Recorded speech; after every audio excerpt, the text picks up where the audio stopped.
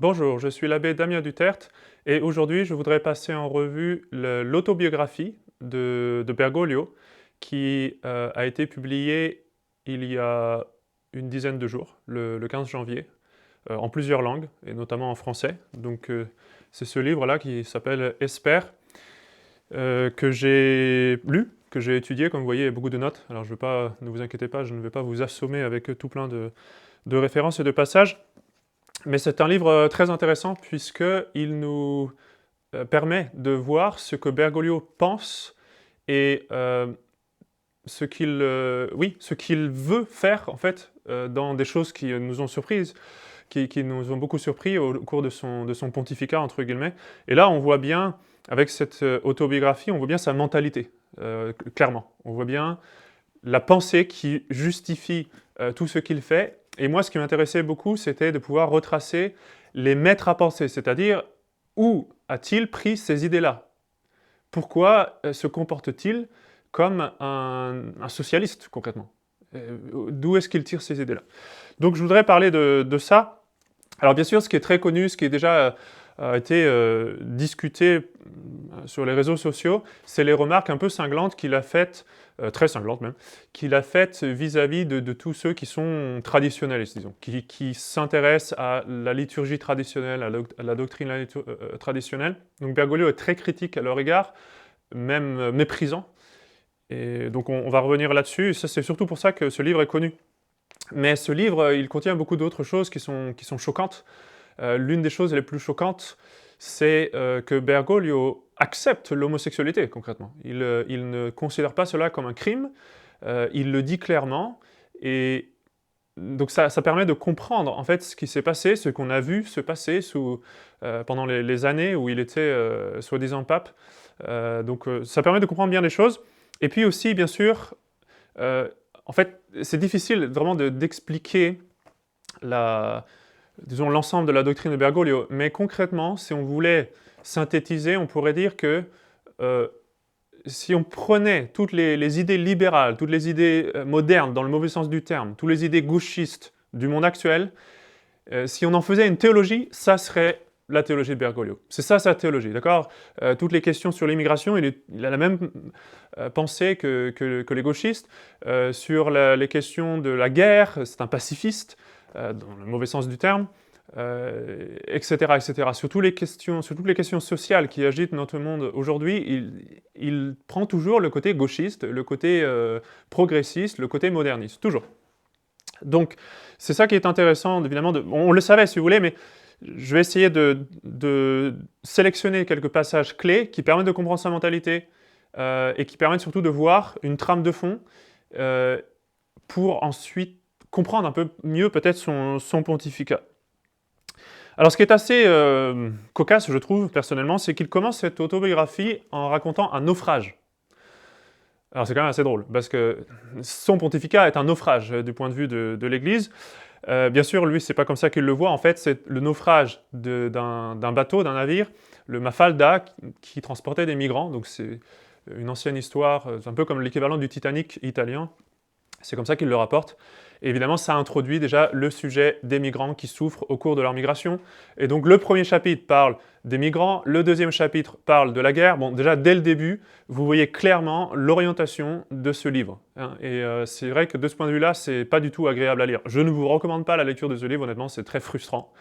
Vous avez l'impression d'entendre un gauchiste qui est dans l'illusion, et qui est donneur de leçons en plus, et qui bon, c'est très frustrant intellectuellement. Autant lire la biographie de Benoît XVI, quand même, déjà c'est un peu plus intéressant, il y a déjà un peu plus de contenu intellectuel, même si ça reste quelqu'un qui est imbu des idées modernistes. Autant lire la biographie de Bergoglio, c'est très frustrant parce que c'est lire des choses qui sont stupides, pour être franc, comme le pacifisme par exemple, c'est tellement absurde. Des choses vraiment stupides, qui manquent de bon sens, et par quelqu'un qui s'est oui, qui n'a aucun regard critique sur les idées du monde moderne, en fait. Donc c'est un petit peu comme, si vous voulez, le grand-père qui regarde la télévision tout le temps et qui croit tout ce que lui dit la télévision.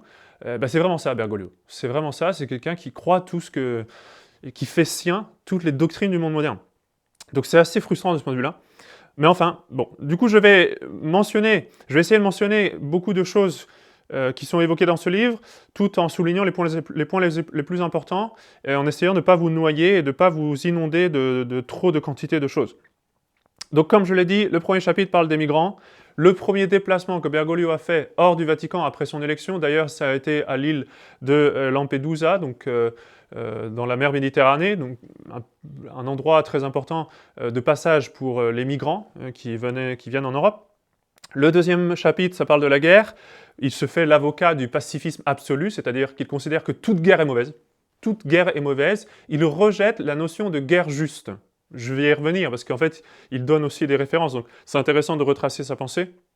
Pour lui, la guerre est toujours mauvaise, le commerce d'armes est toujours mauvais. Alors, évidemment, n'importe qui a un peu de bon sens comprend qu'un pays, par exemple, qui se fait attaquer, a le droit de se défendre, et même, dans certains cas, le devoir de se défendre, et donc, par conséquent, d'entrer en guerre. La guerre n'est pas toujours mauvaise. L'Église a toujours été très claire là-dessus, mais Bergoglio, maintenant, plus sage que tout le monde, bien entendu, instruit qu'il est de toutes les idées modernes, nous enseigne le pacifisme le plus simpliste, vraiment un peu comme, excusez-moi, mais Greta Thunberg, c'est-à-dire sans réflexion, quoi, sans réflexion de fond. Et même, parfois, il utilise la Sainte Écriture à son escient de façon qui est très bizarre. Par exemple, il parle du jour du Seigneur, qui fait normalement référence au jour du jugement. Alors pour lui, le jour du Seigneur, c'est le jour où toutes les frontières seront abolies. Il trouve que c'est une sorte de revanche, c'est une sorte de victoire du Seigneur, de notre Seigneur, sur le monde qui se referme sur lui-même, etc. Donc, bon, c'est vraiment très bizarre, évidemment, comme idée. Alors, je vais lire un premier passage sur la guerre, justement, où il dit clairement que toutes les guerres sont toujours mauvaises. Donc, page 44. « Il n'existe pas de Dieu de la guerre. Quiconque fait la guerre est mauvais. » Voilà, c'est assez clair. Donc, évidemment, tout ce qui s'est passé dans l'Ancien Testament est absolument incompréhensible à la lumière de cette théologie bizarre de Bergoglio. Il prétend beaucoup de choses aussi, ça c'est vraiment frustrant, c'est-à-dire il fait semblant d'être humble, d'être bon, d'aimer son peuple en Argentine, alors qu'on sait très bien que ça s'est très mal passé et qu'en fait il n'est jamais retourné, ou quasiment, en Argentine. Il s'insurge contre les abus sexuels et les évêques qui ont caché des choses alors que lui-même est pris dans plusieurs scandales. Bon, il fait l'innocent au conclave aussi, il fait le cardinal innocent, naïf, qui ne s'attendait pas du tout à être élu, qui est en train de prier le chapelet bien pieusement, puis qui tout d'un coup est surpris, on vient le chercher. Enfin, c'est toute une comédie, mais qui sonne faux. C'est pas du tout le genre d'exemple, par exemple, de Saint Pidis, où Saint Pidis vraiment pleurait sincèrement au moment où il a été élu. Là, c'est faux, si vous voulez, ça sonne faux, ce que nous raconte Bergoglio. Donc, dans sa biographie, bien sûr, il se portrait comme quelqu'un de très bon, de très humble, etc., mais ça sonne très faux et c'est très désagréable à lire. Il y a des endroits un peu bizarres. À la page 262, on a l'impression qu'il brise le secret de confession, honnêtement. Il raconte une confession, c'est un peu troublant. Mais bon. Alors, la grosse bombe, ou les grosses bombes, on va dire, je vais aller tout de suite à l'essentiel. D'abord, la première chose, c'est l'acceptation de l'homosexualité. Bon, ceux qui ont suivi son pontificat, entre guillemets, savent que c'est pas quelque chose qui est nouveau pour Bergoglio. Mais là, il l'assume de façon assez explicite, à la page 264-265. Voici ce qu'il dit à propos des divorcés remariés, des homosexuels, etc., donc les pécheurs publics en fait. Voici ce qu'il dit. « Tout le monde est invité dans l'Église, y compris les personnes divorcées, les personnes homosexuelles, les personnes transgenres. La première fois qu'un groupe de personnes transgenres est venu au Vatican, elles sont reparties en larmes, émues parce que je leur avais donné la main, un baiser, comme si j'avais fait quelque chose d'exceptionnel pour elles. Mais ce sont des enfants de Dieu. Ils peuvent recevoir le baptême au même titre que les autres fidèles. » Donc les homosexuels, pas de problème, ils peuvent se faire baptiser sans changer de vie. Et au même titre que les autres, ils peuvent être admis au rôle de parrain ou marraine ou être témoins à un mariage. Aucune loi du droit canon ne l'interdit. C'est faux, il y a des lois de l'Église qui interdisent ce genre de choses pour les pécheurs publics. Et les homosexuels sont des pécheurs publics. Et les transgenres sont des pécheurs publics. Il continue. Il y a plus de 60 pays dans le monde qui criminalisent les homosexuels et les transsexuels, et même une dizaine qui les punissent de la peine de mort, qui parfois est réellement appliquée. Mais l'homosexualité n'est pas un crime, c'est un fait humain. L'Église et les chrétiens ne peuvent donc pas rester inertes face à cette criminelle injustice, ni se comporter comme des gens pusillanimes. D'accord? Donc, le fait qu'il y ait des lois contre les homosexuels, contre les transsexuels, dans certains pays, c'est une injustice, selon Bergoglio. Et les chrétiens doivent s'opposer à ça. Et si on ne le fait pas, on est pusillanime. Les homosexuels, il continue, les homosexuels ne sont pas les fils d'un Dieu mineur, un peu bizarre cette expression-là. Dieu le Père les aime du même amour inconditionnel, il les aime tels qu'ils sont, et il les accompagne comme il le fait avec chacun de nous, dans la proximité, la miséricorde et la tendresse. Bon, si vous connaissez l'enseignement de Saint Paul, vous savez que les gens qui font ça, comme dit Saint Paul, n'iront pas au ciel, n'hériteront pas du royaume des cieux. C'est assez clair. Et la Sainte Écriture, partout, condamne ce genre de péché. La Sainte Écriture dit que c'est un crime qui crie vengeance vers le ciel. Et Bergoglio nous dit non, non, non, c'est pas un crime. L'homosexualité n'est pas un crime. C'est vraiment... C'est incroyable qu'il l'assume comme ça. Mais c'est pas nouveau. Ce n'est pas nouveau. Dans une biographie qu'il avait déjà fait paraître avant, il dit quelque chose de très semblable. Je vais vous lire ce qu'il disait. Parce qu'en fait, là, dans cette nouvelle biographie, il revient sur fiducia supplicans, c'est-à-dire la décision par laquelle il a permis à ce que soient bénis les homosexuels. Alors, soi-disant, ce n'est pas les unions homosexuelles, ce sont les homosexuels eux-mêmes qui sont bénis. Alors, ce qui est intéressant, c'est qu'en fait, il y a un parallèle avec son acceptation de l'homosexualité dans la loi civile.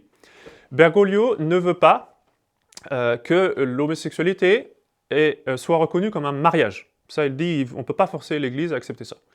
Mais par contre, qu'elle soit acceptée dans la loi civile comme une union civile. D'accord ? Donc, en fait, dans son autre livre, Vivre, il est très explicite là-dessus, et ça fait bien comprendre les choses. Il dit « Il est inacceptable que les églises locales subissent des pressions en ce domaine et que les organismes internationaux conditionnent les aides financières aux pays pauvres à l'introduction de lois qui instituent le mariage entre des personnes de même sexe. » Alors là, on se dit « Waouh, il est très conservateur, il ne veut pas qu'on force les pays à accepter le mariage homosexuel. » Attendez. En revanche, les unions civiles sont une autre chose. Sur ce plan, j'ai dit à plusieurs reprises qu'il est juste que ces personnes qui vivent le don de l'amour puissent avoir une protection légale comme tout le monde. Et après, il blasphème en associant notre Seigneur à ça. Jésus fréquentait et allait souvent à la rencontre des personnes qui vivaient aux marges dans les périphéries existentielles. Ça ne veut pas dire qu'il voulait l'union civile reconnue par la loi. C'est ce que l'Église devrait faire aujourd'hui avec les personnes de la communauté LGBTQ+, qui sont souvent marginalisées en son sein. Faire qu'elles se sentent chez elles, surtout celles qui ont reçu le baptême et appartiennent de plein droit au peuple de Dieu, etc. etc. Bon, il accepte vraiment l'homosexualité. La seule chose, c'est que il ne veut pas qu'on reconnaisse les unions homosexuelles comme un mariage, du point de vue de la loi civile, mais plutôt seulement comme une union civile. Et du coup, dans l'Église, c'est pareil. Il ne veut pas qu'on fasse une cérémonie de mariage religieux, avec une bénédiction de mariage, mais quand même que l'on accepte cela, qu'on les intègre comme tels, qu'on les bénisse, c'est ça, fiducia supplicans, et même qu'on leur donne les sacrements, et qu'on leur permet de recevoir le baptême, qu'on leur permet d'être parrain de baptême, etc. Tout. En fait, il faut les accepter seulement, attention, c'est pas un mariage catholique. Mais ils vivent quand même le don de l'amour, etc. Enfin, c'est très morbide, c'est sordide, c'est abominable. Bon, je pense que ça se passe de commentaires. Alors, à la page suivante, je retourne à la biographie qui vient de sortir, là. À la page suivante, à la page 266, attention, là, il condamne la théorie du genre, il condamne la GPA, donc je dis, oh là là, très très conservateur, hein, attention.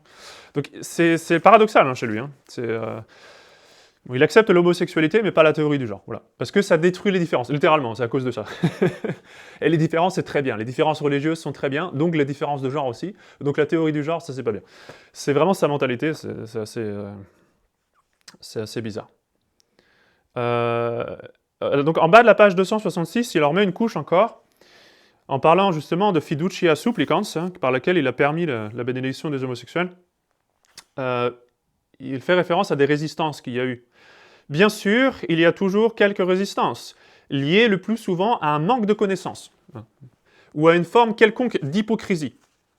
Je pense à l'exhortation apostolique à Maurice Laetitia, qui a ouvert grand les portes à de nouveaux défis pastoraux dans le domaine de la famille, et à cette note sur la possibilité d'accéder au sacrement pour les divorcés qui a fait grincer des dents à quelques-uns. Alors si vous vous souvenez, à l'époque, ça avait fait toute une controverse, Parce que dans ce document, il permettait aux divorcés et remariés, donc des pécheurs publics, de recevoir les sacrements. Et c'était dans une note de bas de page du document. Et ça avait fait tout un tollé à l'époque, et il y avait des cardinaux qui avaient donné un doute, hein, ils avaient écrit des dubia, des doutes à Bergoglio. Est-ce que vraiment vous permettez aux divorcés, remariés de recevoir les sacrements, etc. Comme si c'était douteux. Bergoglio à l'époque n'avait rien dit, mais il l'avait en fait dit par derrière qu'effectivement c'était bien ça. Là, dans la biographie, il se cache même plus. D'accord? Parce que c'est accepté maintenant, ça fait plusieurs années, c'est fini, c'est passé, c'est accepté. Alors il le dit ouvertement, voilà, c'était le but. Donc depuis le début, en fait, hein, tous les conservateurs qui essayaient de donner une bonne interprétation à Bergoglio faisaient le jeu de Bergoglio. C'est évident. Et Bergoglio, lui, il se cache même pas. Donc, il continue. Aux yeux de certains, les péchés sexuels sont les plus scandaleux, mais ce ne sont pas en réalité les plus graves, ce sont des péchés humains, de la chair. Les plus graves, au contraire, sont les péchés les plus angéliques, qui se travestissent sous une autre apparence, l'orgueil, la haine, le mensonge, l'escroquerie, l'abus de pouvoir. Donc attention, les péchés les plus graves, c'est les péchés surtout vis-à-vis du prochain, en fait, tout simplement, donc pas recevoir les migrants, etc. Donc l'orgueil, bien sûr que en soi, l'orgueil, c'est plus spirituel, c'est plus raffiné, donc en soi, en principe, ça peut être bien plus grave que les péchés de la chair. Mais couramment, les péchés d'orgueil, ce sont des péchés véniels, des péchés de vanité, des péchés... un peu d'orgueil, comme ça, des pensées d'orgueil. Ce sont des péchés véniels la plupart du temps, d'accord? Bon, chez les hérésiarques, par contre, bon, chez Bergoglio, peut-être que ça va bien plus loin. Mais normalement, c'est des péchés véniels. Tandis que là, on parle de péchés publics, de péchés graves. L'homosexualité, le divorce, le remariage, etc. Ce sont des péchés graves. Et il met ça sur le même plan, hein, que des péchés de vanité, des péchés d'impatience, des péchés de je sais pas quoi. Il met ça sur le même plan, sous prétexte que les péchés de l'esprit sont plus graves, ce qui est vrai en principe, mais dans le détail, évidemment, un petit péché d'orgueil par rapport au fait de vivre en concubinage ou dans le divorce ou je sais pas quoi, ça n'a rien à voir. Bref, c'est tellement ridicule cette fausse dichotomie là qu'il établit. Hein. Donc, bon, c'est... Alors, ce qui est intéressant aussi, c'est que il ne le mentionne pas là dans sa biographie, donc c'est moi qui rajoute ça. Mais concernant l'homosexualité, parce que c'est un thème qui revient tout le temps, je pense qu'un jour il faudra qu'on fasse vraiment une vidéo où on montre toute l'acceptation par Bergoglio de l'homosexualité, ce qui est vraiment très impressionnant. Il a vraiment accepté, il accepte ça comme un fait. Mais ce qui est intéressant évidemment, c'est de se dire mais comment est-ce qu'ils peuvent réconcilier ça avec l'épisode biblique de Sodome et Gomorrhe, la destruction par Dieu de Sodome et Gomorrhe, précisément pour ces péchés-là. Eh bien, tenez-vous bien, la commission biblique pontificale, sous Bergoglio, a publié un livre dans lequel est réinterprété ce passage-là. Donc en fait, la raison, selon ce livre-là, la raison pour laquelle Sodome et Gomorrhe ont été détruites, ce n'est pas les péchés contre la chair, hein, les péchés de la chair, les péchés contre nature, non, non, non, non. C'est parce qu'ils ont manqué d'hospitalité. Ils n'ont pas bien reçu Lot et ses fils qui venaient là, ses filles, pardon. Et je suppose qu'ils n'ont pas dû bien recevoir non plus les anges, voilà. Les anges qui venaient pour détruire Sodome et Gomorrhe, ils n'ont pas été bien reçus. Donc bon, c'est pour ça que la ville s'est fait détruire. Donc en fait, concrètement, on passe de clairement un enseignement très clair de la Sainte Écriture où le vice contre nature est détruit et puni de façon très stricte et très claire à un enseignement de bergolien où on apprend que finalement, Sodome et Gomorrhe, ça a été une condamnation de ceux qui n'acceptaient pas les migrants. C'est le détournement de la Sainte Écriture a atteint une proportion vraiment incroyable. C'est très impressionnant. Alors voilà. Et alors ensuite, donc après avoir dit toutes ces choses abominables sur les homosexuels, etc., tout de suite après, il tape sur les traditionalistes en les appelant hypocrites et tout ce que vous voulez. Donc je vais vous lire ces pages-là aussi, c'est toujours la page 267, en bas de la page. Donc vraiment les deux sont liés. Les oppositions aux ouvertures pastorales dévoilent souvent ces hypocrisies. C'est un fait sociologiquement curieux que ce phénomène du traditionnalisme, ce retour en arrière qui revient régulièrement à chaque siècle, cette référence à un âge d'or supposé qui pourtant est à chaque fois un autre. Par exemple, dans la liturgie, il est établi aujourd'hui que la célébration de la messe selon le missel préconciliaire en latin doit être expressément autorisée par le dicaster pour le culte qui ne l'accordera que dans des cas particuliers, parce qu'il n'est pas bon que la liturgie devienne idéologie. Bergoglio a bien compris que l'attachement à la messe traditionnelle est lié à l'attachement à la doctrine traditionnelle, ce qu'il appelle une idéologie. Ça, il l'a bien compris. Alors, il continue, je continue à le lire. C'est curieux, cette fascination pour ce que l'on ne comprend pas, qui a un air un peu occulte. Il parle de la messe traditionnelle. Hein. Occulte, c'est de l'occultisme. Donc qui a un air un peu occulte et qui semble parfois intéresser même les générations les plus jeunes. Souvent, cette rigidité s'accompagne de toilettes recherchées et coûteuses, de dentelles, de rubans, de chasubles. Ce n'est pas un goût pour la tradition, mais une ostentation de cléricalisme, qui n'est rien d'autre que la version ecclésiastique de l'individualisme. Non pas un retour au sacré, mais tout le contraire, une mondanité sectaire. Parfois, ces déguisements dissimulent des déséquilibres, des déviations affectives, des problèmes comportementaux, un malaise personnel qui peut être instrumentalisé. D'accord? Donc, l'attachement à la messe traditionnelle, hein, c'est une mondanité sectaire, c'est une ostentation de cléricalisme. Retenez bien ces mots, parce qu'il va toujours insister là-dessus. Mondanité, cléricalisme, les déguisements, c'est-à-dire les ornements sacrés. Pour lui, ça dissimule des déséquilibres, des déviations affectives, des problèmes comportementaux, un malaise personnel. Vraiment, c'est des gars déséquilibrés. Hein. Tous ceux qui veulent la nouvelle messe et l'ancienne liturgie, ce sont des déséquilibrés. C'est ça concrètement qu'il dit. C'est assez impressionnant. Et ensuite, à la page suivante, là vraiment, il nous donne sa vision de la foi. Et ça explique tout. Il rejette la vision traditionnelle de la foi. Il a une vision évolutionniste de la foi. La foi change avec le temps. D'accord? Et donc l'Église, à un moment, doit changer, doit suivre, doit évoluer. La foi de l'Église s'exprime de façon différente. La liturgie de l'Église doit elle aussi évoluer en fonction du contexte culturel, économique, social, etc., tout ce que vous voulez.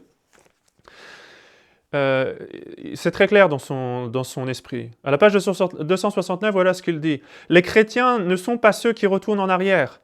Le flux de l'histoire et de la grâce va du bas vers le haut, comme la sève d'un arbre qui donne des fruits. Sans ce flux, on se momifie, et en retournant en arrière, on ne reste pas en vie, jamais. Si on n'avance pas, si on ne bouge pas, la vie, qu'elle soit végétale, animale ou humaine, meurt. Cheminer veut dire changer, affronter des paysages nouveaux, accepter des défis nouveaux, etc., etc. Un peu plus loin, il dit « La compréhension de l'homme se modifie avec le temps. » Et avec elle, sa façon de se percevoir lui-même et de s'exprimer. Donc là, on retombe dans les erreurs condamnées par Pascendi. Que la conscience de l'homme, la philosophie évoluant avec le temps, alors la doctrine, elle aussi, s'adapte. Hein? Il dit encore, c'est ainsi que la conscience des hommes s'approfondit. Et tout cela conduit logiquement à la synodalité. D'accord? Parce que dans sa tête, la synodalité, justement, c'est écouter ce changement de conscience de la population. D'accord?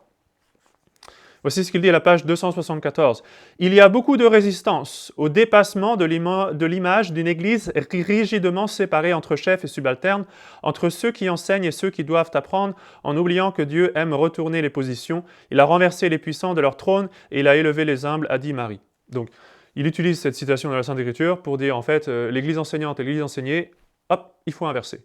Donc l'Église enseignante, elle n'enseigne pas, elle doit écouter l'Église enseigner, savoir ce que le peuple de Dieu a conscience de la foi, et c'est ça qui doit être la foi du jour, on va dire.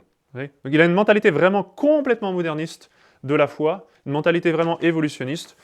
Alors, maintenant, je vais essayer d'expliquer le plus succinctement possible d'où est-ce qu'il tire ça. Il donne pas mal de références.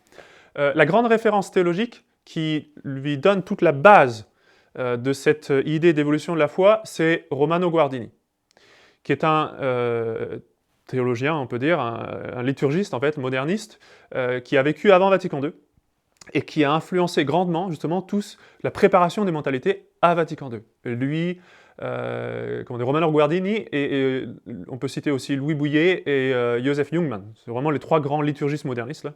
Donc Romano Guardini a beaucoup influencé Bergoglio, qui a écrit une thèse de doctorat, en fait, sur sa doctrine. Et là où c'est intéressant, c'est que Romano Guardini est invoqué aussi assez régulièrement par Benoît XVI. Donc là, on voit le lien entre Benoît XVI et Bergoglio. Bergoglio, bien sûr, va beaucoup plus loin que Benoît XVI, beaucoup plus loin. Benoît XVI a refusé beaucoup de choses que Bergoglio a acceptées. Mais il y a une certaine continuité, c'est-à-dire les principes fondamentaux, Bergoglio les hérite de ces progressistes qui étaient là avant Vatican II, qui ont vécu à travers Vatican II. Seulement, lui, il tire les conclusions un peu plus loin, c'est tout.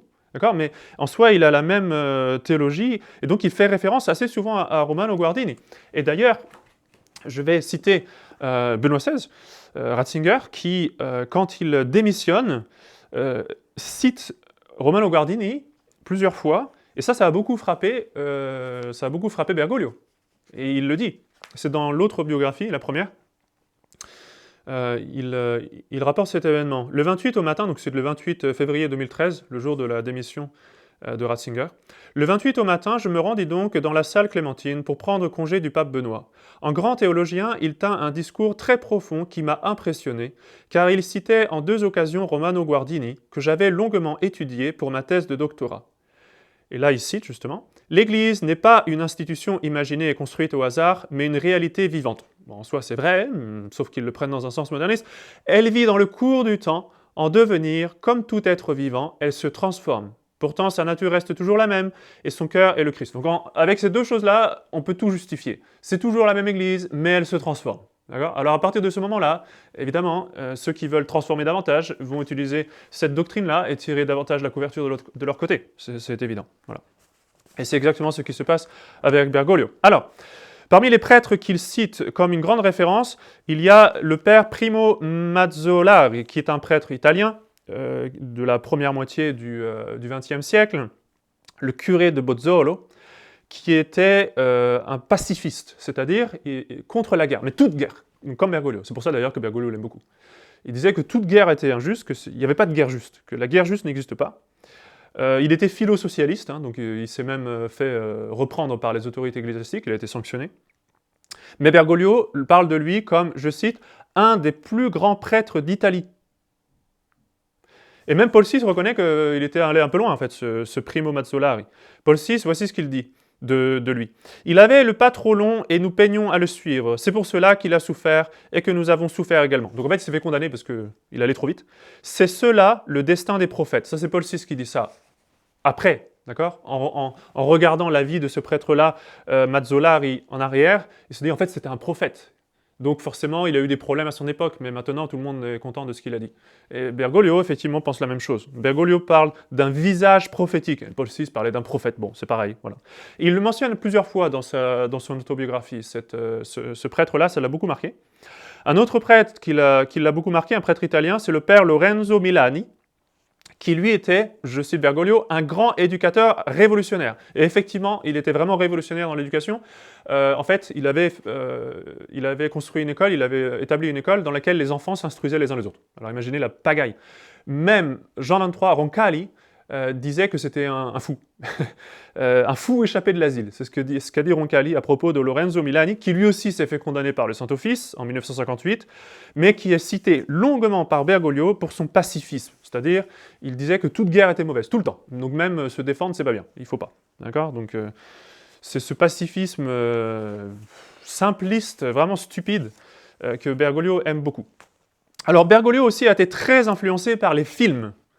Les films italiens notamment, le néoréalisme italien, donc les films de sa jeunesse en fait. Il en parle tout le temps. Il passait des journées au cinéma, d'accord ? Et il donne plein de références à ces films-là. Et parfois ce sont des films mauvais, ce sont des films immoraux. À un moment donné, par exemple, il fait référence à un film qui s'appelle La Dolce Vita. Alors peut-être les Italiens le connaissent, moi je ne connais pas ce film-là, mais j'ai fait mes recherches. C'est un film qui a fait vraiment scandale. Quand il est sorti dans les salles, les gens sortaient des salles de cinéma en criant au scandale, en disant « mais c'est absolument immoral ». Et ça a fait un tollé dans toute la presse de l'époque.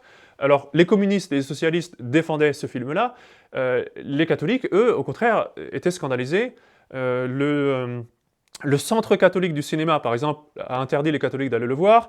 L'Action catholique romaine s'est opposée également. L'Osservatore Romano a publié des articles contre ce film-là. Hein. Donc ça a vraiment fait tout un scandale à l'époque. Et je vais vous lire ce que Bergoglio en pense, lui.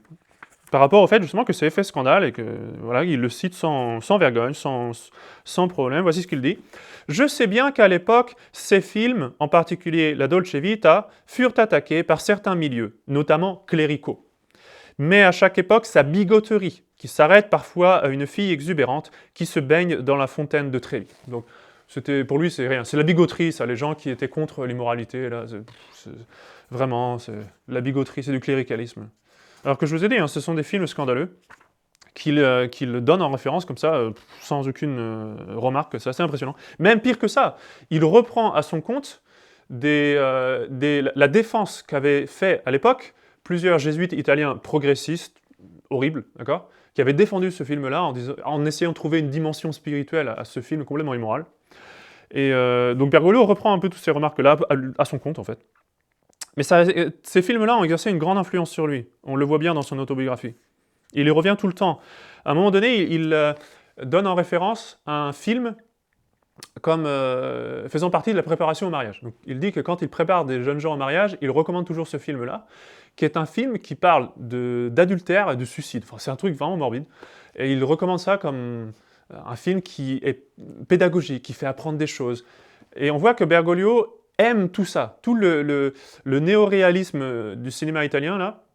Il aime beaucoup ça comme un moyen pédagogique. C'est un petit peu comme pour les Français, je pense, l'équivalent, ce serait un petit peu comme recommander Émile Zola, dont toutes les œuvres sont dans l'index.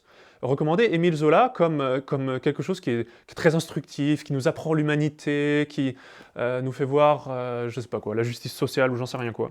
Bon, il est très content de tout ça, évidemment. En politique, Bergoglio, je suis obligé d'avancer, excusez-moi. En politique, Bergoglio était très influencé par Esther Balestrino, qui est une marxiste révolutionnaire, philo-communiste, tout ce que vous voulez. Enfin, bon, vraiment, c'est absolument abominable. Je vais vous donner quelques passages de cette autobiographie concernant cette dame-là. Bergoglio l'aimait beaucoup. Voici ce qu'il en dit de cette dame-là. Cette grande dame fit encore davantage, parce que c'était son enseignante en fait, lui a appris la biochimie. Elle m'apprit à penser la politique, je veux dire. Donc imaginez. Donc en fait, elle était originaire du Paraguay, elle avait été obligée de s'exiler parce qu'elle était cherchée, parce que c'était une révolutionnaire. D'accord ? Voici ce que Bergoglio dit encore d'elle. Elle m'a fait lire des livres, elle m'a poussé à élargir mes connaissances par d'autres lectures. Dans ces années-là, la Unidad Básica, la section locale du mouvement péroniste, tout comme le comité radical ou le siège du Parti socialiste, était un lieu de culture politique. La vie politique y était extrêmement encouragée. J'aimais aller dans tous ces endroits. Donc Bergoglio, il allait chez les communistes, les péronistes, tout ce que vous voulez, toutes sortes de socialistes. Je me retrouvais même à lire la Vanguardia, la revue qui était alors distribuée dans la rue par les militants socialistes. Et quand Esther m'apportait le journal communiste Nuestra Palabra, je le lisais. Je n'étais pas d'accord avec tout, mais j'en discutais avec elle et cela me donnait matière à penser. Donc, rassurez-vous, Bergoglio n'était pas d'accord avec tout ce qui était dit dans le journal communiste. Enfin, il lisait des journaux communistes et socialistes et tout ce que vous voulez. C'est fou, c'est incroyable. Voici ce qu'il dit encore sur le même sujet du communisme. J'ai dit un jour que les communistes nous ont volé la bannière, parce que la bannière des pauvres est chrétienne, c'est indiscutable. L'Évangile, le chapitre 25 de Matthieu, le protocole selon lequel nous serons jugés, tout cela est un peu plus ancien que Lénine, à tout point de vue. Donc en gros, les communistes, les léninistes et tout ça, fondamentalement, ils enseignent un peu la même chose que l'Évangile, hein, selon Bergoglio. Bon, sauf que, bon, évidemment, il y a une dimension spirituelle que l'Évangile apporte. Mais pour lui, fondamentalement, ils ont repris nos idées. Hein. Les communistes, ce sont des chrétiens qui ont volé nos idées.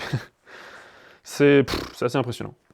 Bon, il fait référence aussi à une psychiatre juive, à un moment donné, qui, soi-disant, lui a beaucoup appris et même l'a aidé pour suivre les séminaristes. Bon, je vous passe beaucoup de choses, je n'ai pas le temps de m'arrêter là-dessus, mais bon, ça fait... quand on voit ça, ça fait quand même hausser les sourcils. Alors, un prêtre qui l'a influencé aussi, c'est le père Juan Carlos Scanone, un jésuite, qui, selon lui, est l'un des meilleurs représentants de la théologie du peuple. Et un autre prêtre, encore plus important pour lui, c'est le père Miguel Ángel Fiorito, qui était son professeur de métaphysique, son directeur spirituel.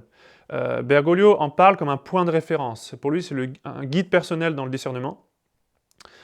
Et d'ailleurs, en tant que pape, entre guillemets, en tant que faux pape, il lui a rendu hommage plusieurs fois, en disant, là c'est une citation hein, qu'il a dit dans une allocution, « De manière pratique, en parlant de ce père Fiorito, de manière pratique, il a été le grand désidéologisateur de la province à une époque très idéologisée. » Donc, rappelez-vous, l'idéologie pour lui, c'est l'attachement à la doctrine. D'accord ? Donc, le fait d'être catholique et d'être attaché à la doctrine chrétienne, pour lui, ça, c'est l'idéologie. Donc, ce prêtre-là a éradiquer la doctrine, en fait, concrètement, ou la relativiser. C'est ça que ça veut dire. Et pour lui, c'est vraiment une référence sur la question de la théologie du peuple. Alors, la théologie de Bergoglio, c'est pas tout à fait la théologie de la libération, c'est plutôt la théologie du peuple.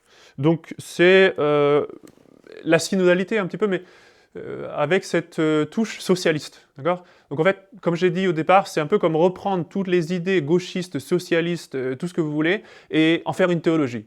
C'est ça la théologie du peuple. Mais pourquoi elle s'appelle théologie du peuple? Parce que, justement, il faut être à l'écoute de ce peuple-là. C'est toujours le peuple bien choisi, c'est comme la synodalité. On n'écoute pas les tradis, bien sûr. On écoute les homosexuels, on écoute les LGBT, on écoute les migrants, on écoute tout cela pour savoir ce que l'Esprit Saint a à dire. D'accord ? C'est vraiment ça pour lui la théologie du peuple. C'est d'écouter, l'Église doit sortir d'elle-même, ne doit pas être autoréférentielle, comme il dit, mais elle doit sortir d'elle-même pour écouter ces gens-là, pour savoir ce qu'est la foi, ce qu'elle doit enseigner. D'accord ? Et ce qu'est la justice sociale, ce qu'est l'Évangile. Voilà. Donc c'est ça la théologie du peuple. Alors je voulais donner une référence d'un passage où il parle justement de ce prêtre-là et de la théologie du peuple. À Saint-Miguel, j'ai eu un très grand maître, un professeur de métaphysique, qui était aussi un père spirituel, directeur en outre de la revue Stromata, dans laquelle étaient publiés des articles des professeurs de la faculté. Le père Miguel Ángel Fiorito. Les compétences intellectuelles et spirituelles du père Fiorito allaient faire de lui notre point de référence. Il a été pour moi le maître par excellence, un guide personnel dans le discernement. Mes premières réflexions sur la religiosité populaire, sur une vision réaliste du peuple de Dieu qui exclut les images romantiques et clivantes, ça veut dire doctrine traditionnelle, sur la théologie du peuple, c'est à lui que je les dois. C'était un champion du dialogue et de l'écoute, son influence m'a accompagné au cours des années, et sans doute aussi dans bien des thèmes que j'ai développés au cours de mon pontificat. Donc lui, c'est vraiment un maître à penser de Bergoglio, et comme j'ai dit, voilà, il était progressiste, socialiste, tout ce que vous voulez. Une sorte de gauchisme théologisé, concrètement. Une grande influence sur Bergoglio, c'est aussi le rabbin Abraham Skorka, qui était un grand ami de lui, anti-chrétien.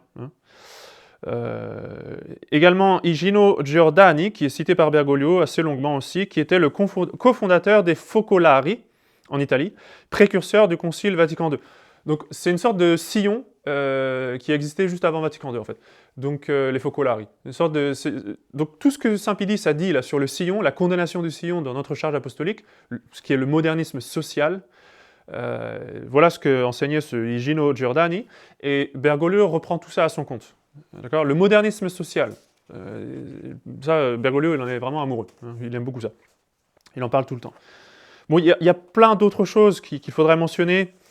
Le livre, parfois, est vraiment très répugnant, cette autobiographie, parce qu'elle est d'une platitude et d'un simplisme. C'est-à-dire, comme j'ai dit, c'est vraiment le gauchisme le plus simple et le plus stupide, qui est mis sous forme de théologie. Donc, et c'est par quelqu'un qui est donneur de leçons. D'accord ? Donc il se permet de donner des leçons sur plein de sujets sur lesquels il n'est pas du tout compétent. D'accord ? Donc il vous parle de la crise du Covid, il vous parle de la crise migratoire, il vous parle de plein de choses, sans jamais se remettre en question.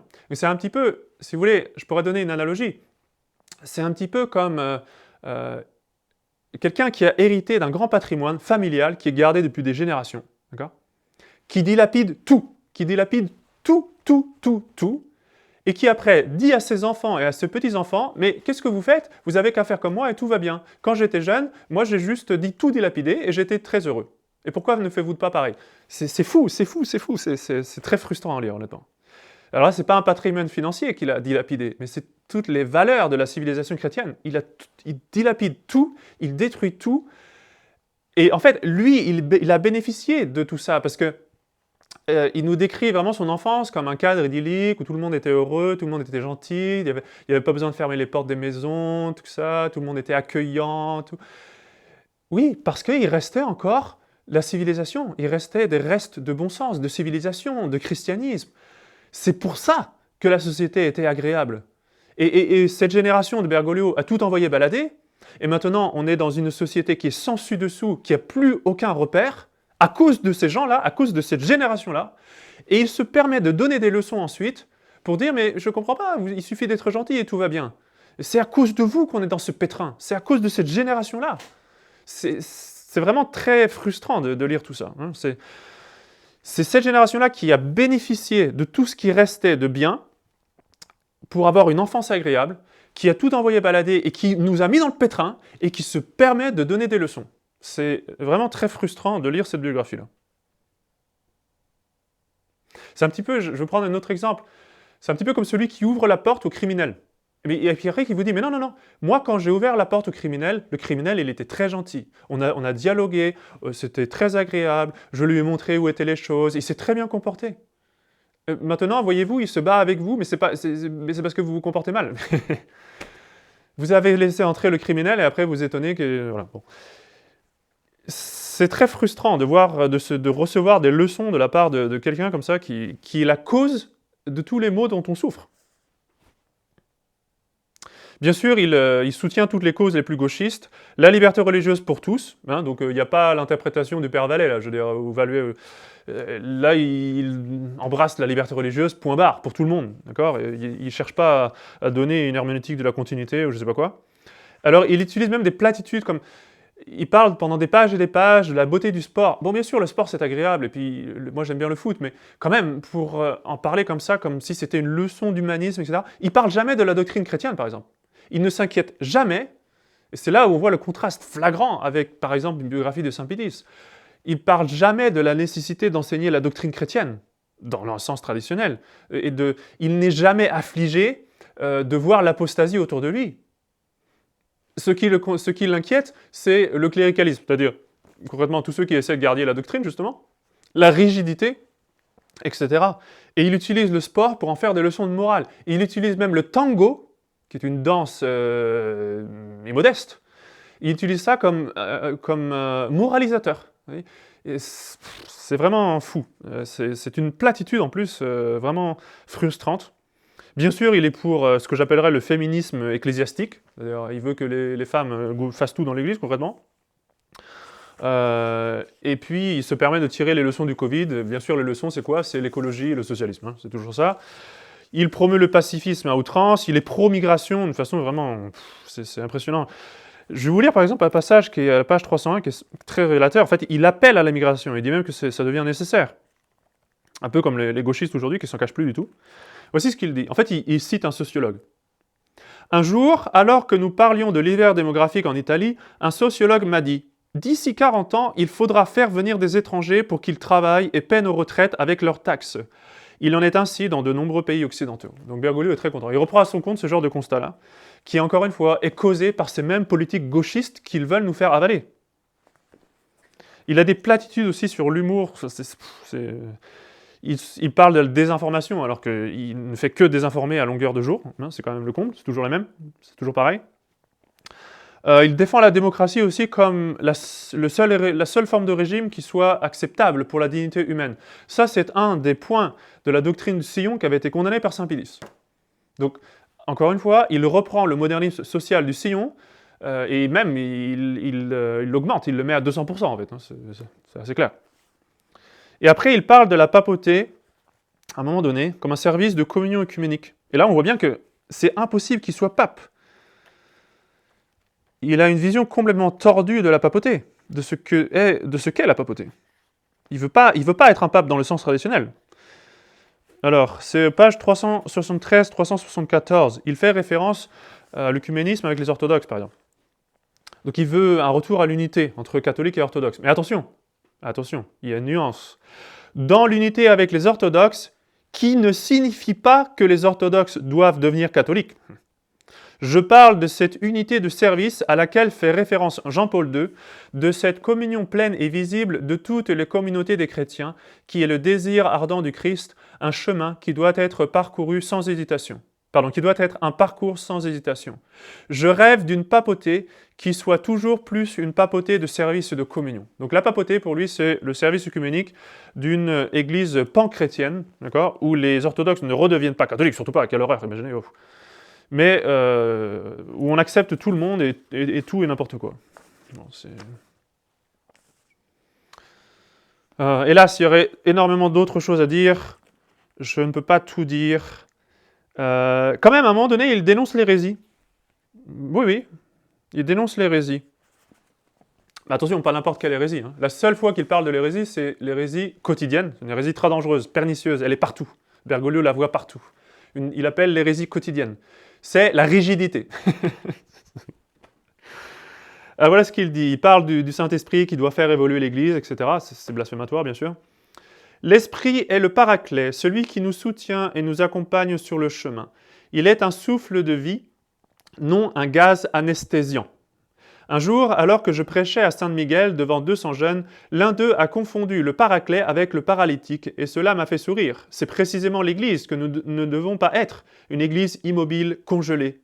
Il nous appartient certainement de discerner, de comprendre ce que nous demande réellement le présent, tout en sachant que la rigidité n'est pas chrétienne, car elle nie ce mouvement de l'esprit. La rigidité est sectaire, la rigidité est autoréférentielle, la rigidité est une hérésie quotidienne.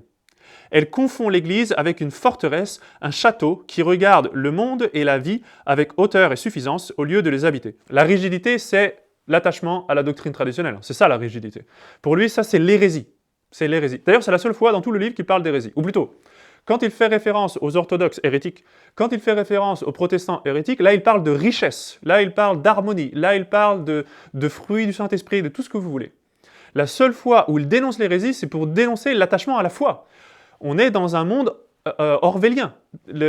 Ce qui était l'hérésie, maintenant, est devenu un don du Saint-Esprit, et ce qui était la foi, maintenant, est devenu l'hérésie. On a inversé complètement, on a fait le tour, de la folie. C'est impressionnant. Il insiste encore dessus, page 377. Nous devons sortir de la rigidité.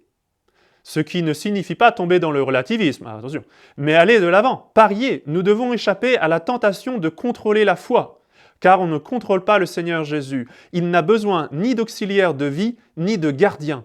L'esprit est liberté. Or, la liberté, c'est aussi le risque. Alors là, il fait référence au devoir de l'Église de garder la foi. Quand il dit « il n'a besoin ni d'auxiliaire de vie, ni de gardien », c'est-à-dire cette vision traditionnelle, que l'Église a un dépôt de la foi, qu'elle a pour mission de garder, d'expliciter, comme un précieux dépôt, un précieux trésor.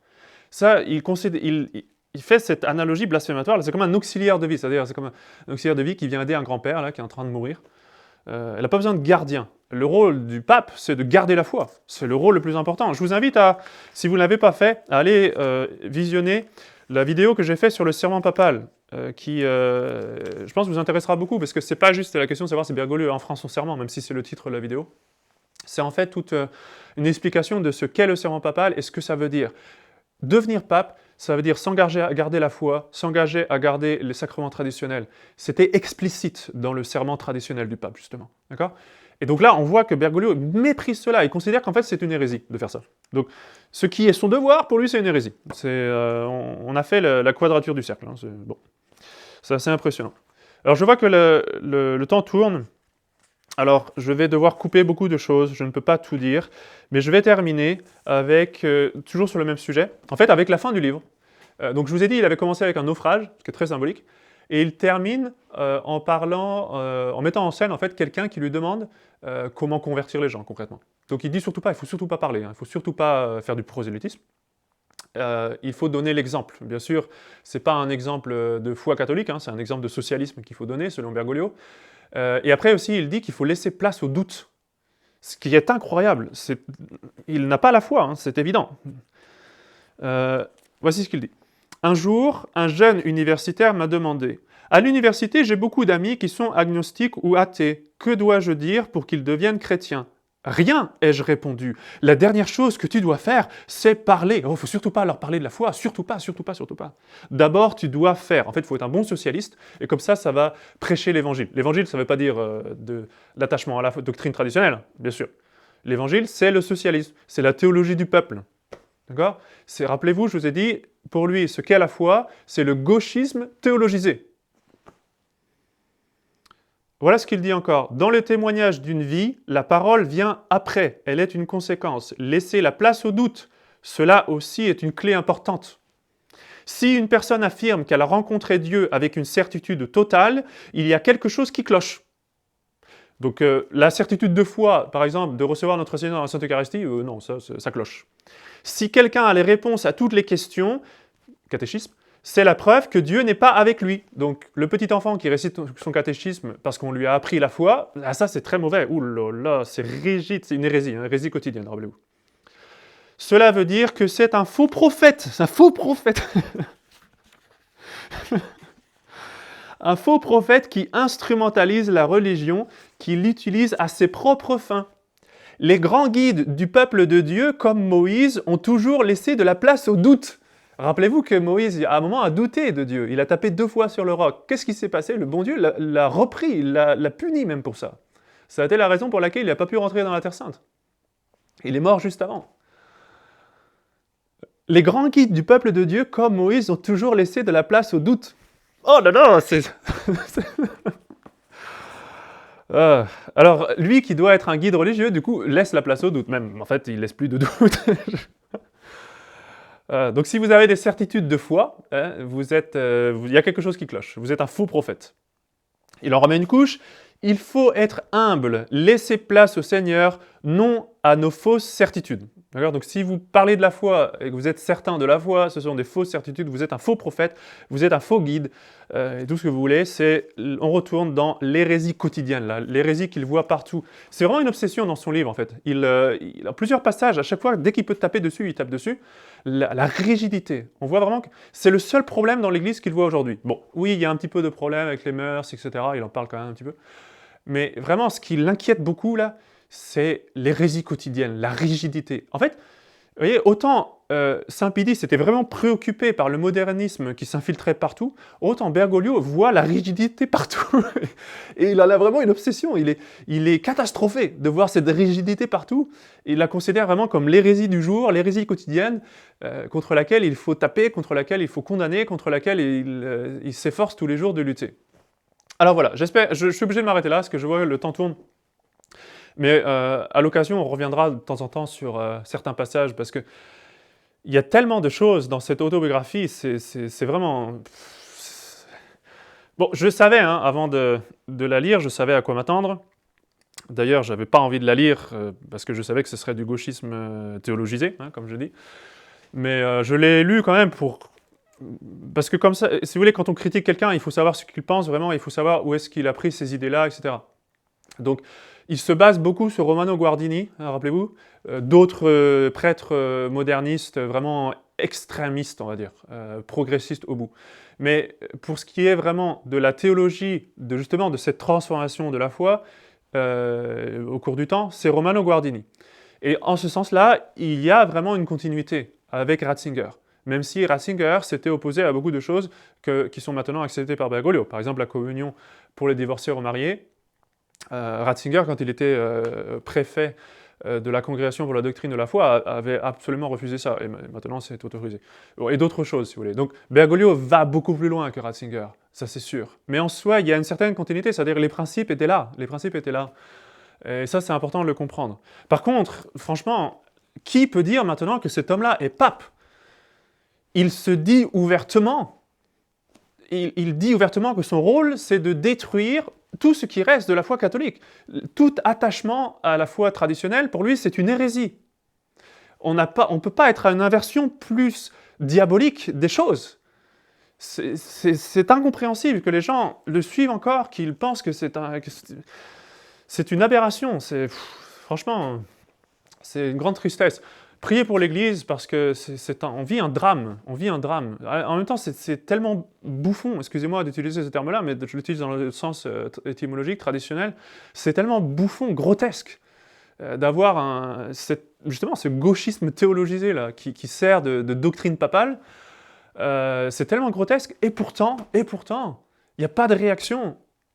Et pourtant, les gens continuent de dire « mais si, c'est le pape ». Vous savez ce qu'est le pape? Le pape, c'est la règle de foi, c'est celui qui garde la foi. Il vous dit explicitement qu'il n'y a personne qui garde la foi, que la foi n'est pas gardée, que la foi, il faut aller la chercher chez les LGBT, les homosexuels, je ne sais pas quoi, écouter ces gens-là. La théologie du peuple, hein, c'est écouter le peuple, même celui qui n'est pas catholique d'ailleurs, pour savoir ce qu'on doit enseigner.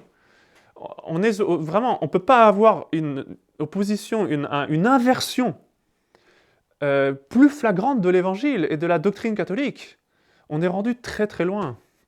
Alors c'est pour ça que j'ai pris ce temps de lire ce livre-là, même si certainement beaucoup d'entre vous vont se dire « bah oui, mais c'était évident, on s'y attendait, il n'y a pas vraiment de surprise ». Oui, mais quand même, ça va sans le dire, ça va mieux en le disant. Et donc là, je vous ai donné des références précises. Donc il assume tout ce qu'il a fait, hein. Maurice Laetitia, il l'assume complètement. Fiducia supplicans, il l'assume complètement. L'acceptation de l'homosexualité, il l'assume complètement.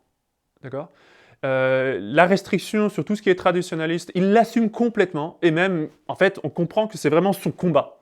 Autant pour Saint-Pédis, le combat, c'était le combat de la défense de la foi contre le modernisme, autant le combat de Bergoglio, c'est la destruction de tout reste d'esprit catholique. Bon. Alors priez pour l'Église, pour que cette crise se termine le plus vite possible, parce qu'en attendant, c'est des millions d'âmes qui perdent la foi à cause de ces abominations-là. Que Dieu vous garde, on se verra une autre fois, si Dieu veut.